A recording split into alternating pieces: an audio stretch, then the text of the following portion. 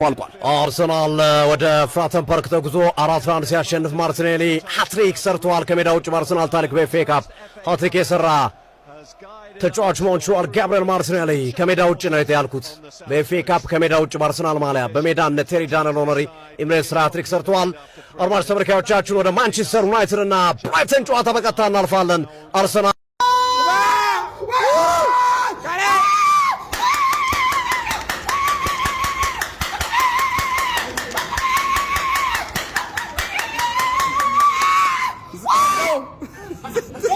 ጊዮኬሬሽ እጁ እንዲያርፍ ነው መሰለኝ ዛሬ ረፍት ተሰጥቶታል።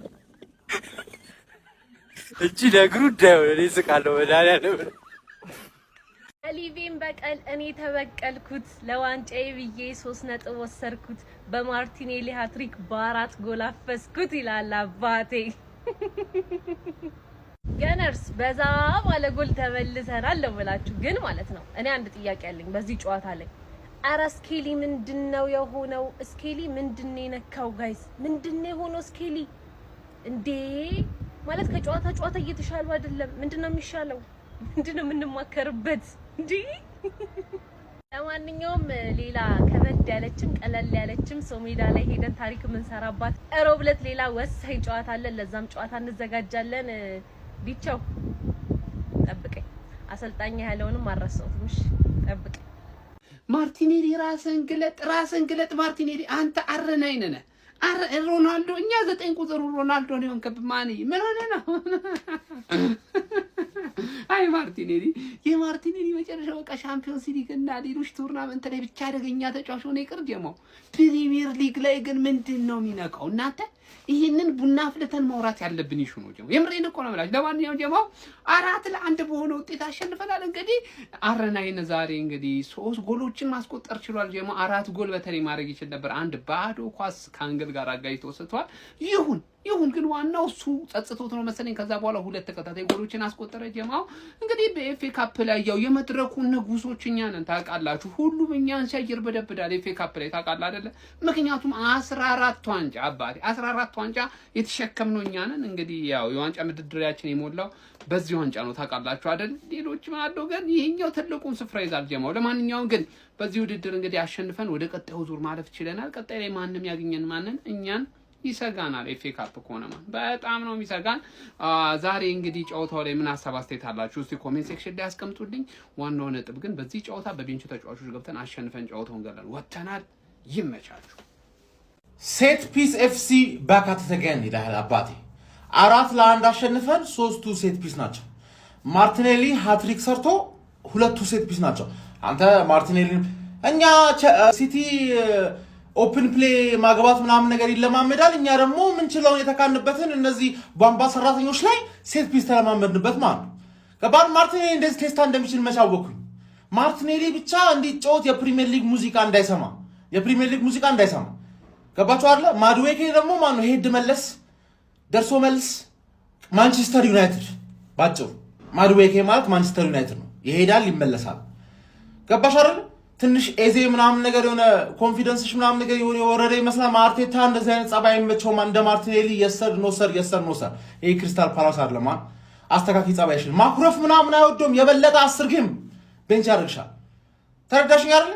ሴት ፒስ ፕራክቲስ አረግን ሃንግማን ኔክስት አንቺ ያልታወቀብሽ ሴት ፒስ ኤፍሲ ማን ሴት ፒስ እንጫወታለን ስታንፎርድ ብሪጅ ላይ ማን በሴት ፒስ ነው ማደክምሽ።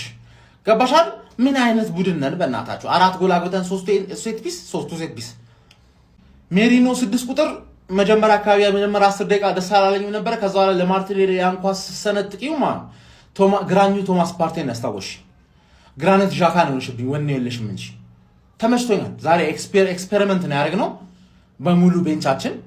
ገባርል ጋብሪኤልን ሴት ፒስ ፕራክቲስ አያስፈልገውም። ሌላው ቲም ነው በጋብሪኤል ደረጃ ቴስታ መምታት እንዳለበት ምናምን መማር ያለበት።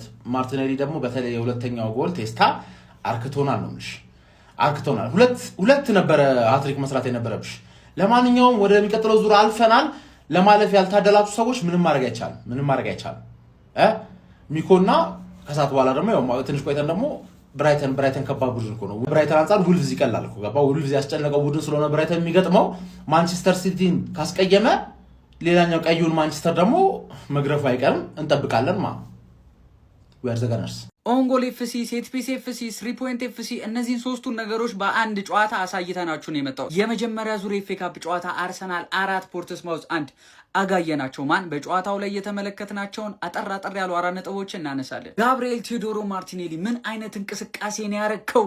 ከጎሎቹ ባሻገር የነበሩት ሙቭመንቶች እጅግ በጣም ወሳኝ ነበሩ። ጋብሪኤል ማርቲኔሊ ዘንድሮ እያሳየን ያለው አቋም እጅግ በጣም ድንቅና ድንቅ ነው። ቤተሰብ ሁለተኛ ነጥብ ከአርሰናል ጋር ስትጫወቱ መፍራት ያለባችሁ ፔናልቲ ሳይሆን ኮርናዋን ነው። ይቺን ቦታ ነው መፍራት ያለባችሁ። ልክ ሚኬል አርቴታ አይ ፔናልቲ ይቅርብኝ እንደሚለው እኛም የሚመቸን ኮርናው ነው። ሶ ሴት ፒስ አጌን ኦሌ ኦሌ። ሶስተኛው ነጥብ እንግዲህ ንጉስ ካይ ሃቨርት ተመልሷል። ገብቶ ራሱ እጅግ በጣም ክሊኒካል የሆኑ ጨዋታዎችን፣ ፓሶችን እንዲሁም ደግሞ ሙከራ ለማድረግ ችሏል ማለት ነው። ንጉስ ካይ ሃቨርት ዌልከም ባክ ማይ ጋይ። የመጨረሻውና አራተኛው ነጥብ ዛሬ ስለ ሚኬል አርቴታ ነው። 10 ተጫዋቾችን ከባለፈው ጨዋታ ቀይሮ አስገብቷል። የሚገርም ስኳድ ሮቴሽን ነበረ። ነጋብሪኤል ሱስ የሚገርም እንቅስቃሴ የሚገርም አሲስት አድርገው ነበረ። ማድዌኬም ጥሩ እንቅስቃሴ አድርጓል። ፔናልቲም አስገኝቶ ራሱ አምክኖታል። ነገር ግን እንቅስቃሴዎቹ ጥሩ ነበሩ። አሲስት አድርጓል። እንደምትመለከቱት ሃትሪክ ከሰራ በኋላ እንግዲህ የጋብሪኤል ማርቲኔሊንም እግር ፏፏ አድርጎታል። ኤኒዌይስ እንግዲህ ኖኒ ማድዌኬም አሪፍ ነበር። ሌላው እንግዲህ ሳላወራለት ማለፍ የማልፈልገው ማን ነው? ኖርጋርድ ክርስቲያን ኖርጋርድ አሁንም ፕሪሚየር ሊግ ላይ እድል ማግኘት እንደሚገባው በገባበት ቁጥር እንግዲህ እያሳየ ይገኛል። ሌላው ምርጥ ተጫዋች የነበረው ማን ነው? ሚኬል ሜሪኖ የሚገርም አቋም ነበረው።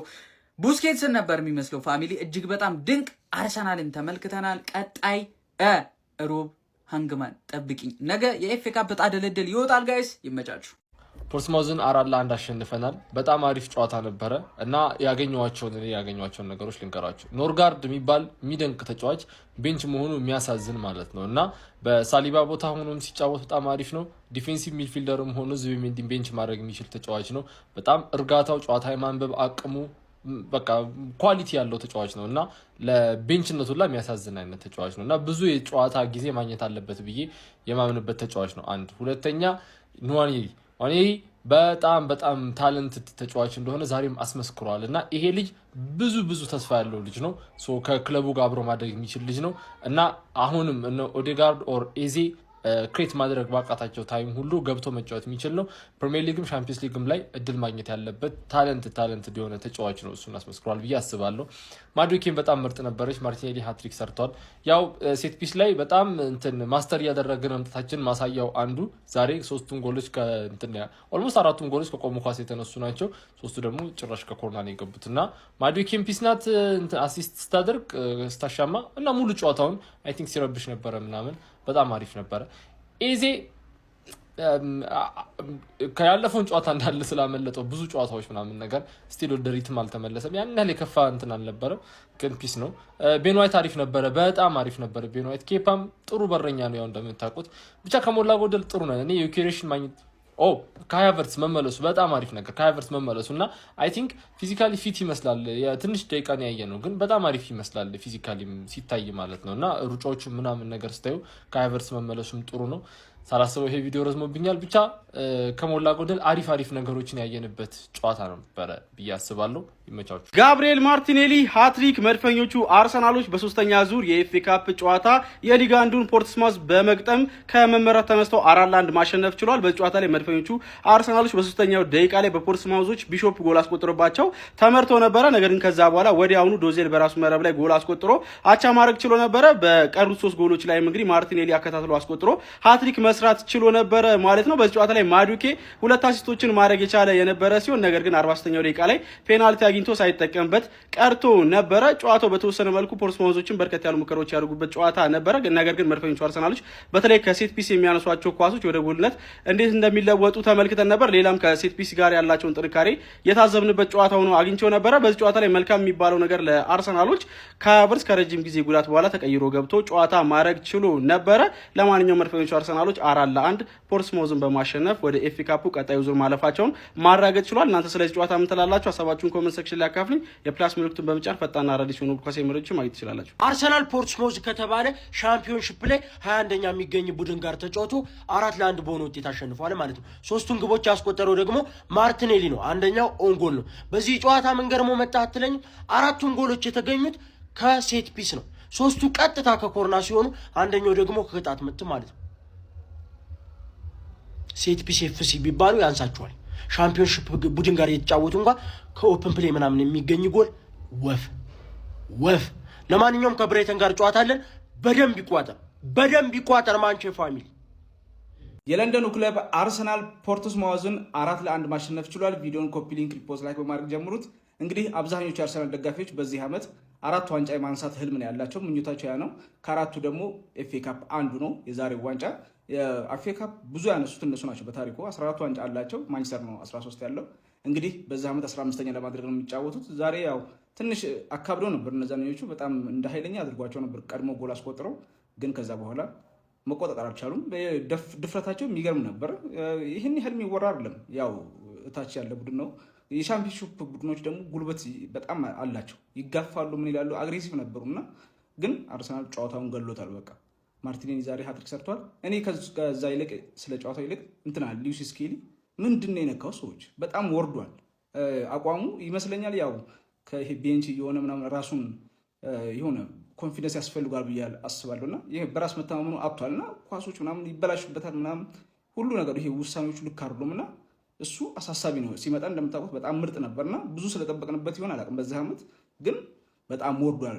የሆነ ካርድ ሲሰጠው ማለታችሁ በጣም ያመለጠው ኳስ ምናምን ስለነበረ ጥሩ ላይ አይደለም። 2 እድሎች ምናምን ሲያገኝ እንደዚህ እንደ አምናው የነበረውን ሉዊስ ስኬሊ አይደለም እያየን ያለ ነው። ትንሽ እሱ ያሳስብ ይችላል። በእርግጥ ብዙ ሰውን ተቀያሪ ያሉ በዛ በኩል ያን ያህል አያሰጋም። ለልጅየው ለራሱ ነው እንጂ በተረፈ ለአርሰናል ሁሉ ነገር አሪፍ ነው። ደግሞ አብዛኛው ደጋፊ የሚወደው ሃቨርት ተመልሷል። አሪፍ ነው። በቃ አሁን ያለው ኮንዲሽን በአርሰናል ቤት ይሄም ድል ነውና እንኳን ደስ ያላችሁ። ስለ ጨዋታ ጎን የተሰማችሁን ኮመንት ላይ አስቀምጡ። ቪዲዮ ከተመቻችሁ ኮፒ ሊንክ ሪፖስት ላይክ ማድረግ እንዳይረሳ። ቴንክ ዩ